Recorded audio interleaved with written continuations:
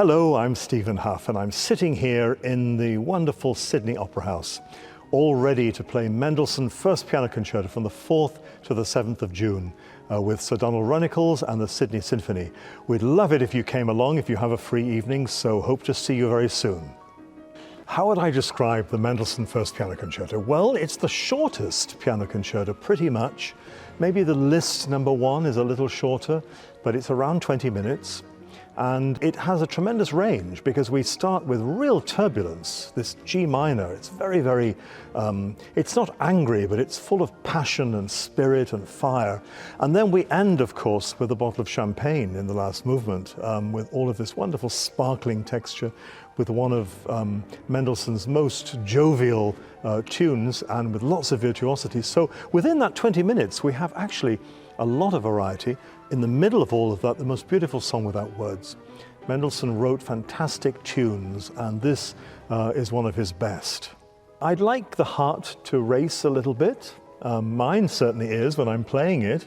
So not just because it's very dazzling, the virtuosity, and there's a lot of fire, particularly in the first movement. But then also I'd like the heart to beat with a certain kind of tenderness in the second movement. It's really a love song. And so, you know, come with your lovers, with your partners, with your wives and husbands. You know, it's almost a Valentine's Day piece in some ways. So yeah, I think this is the cardiologist's concerto for me.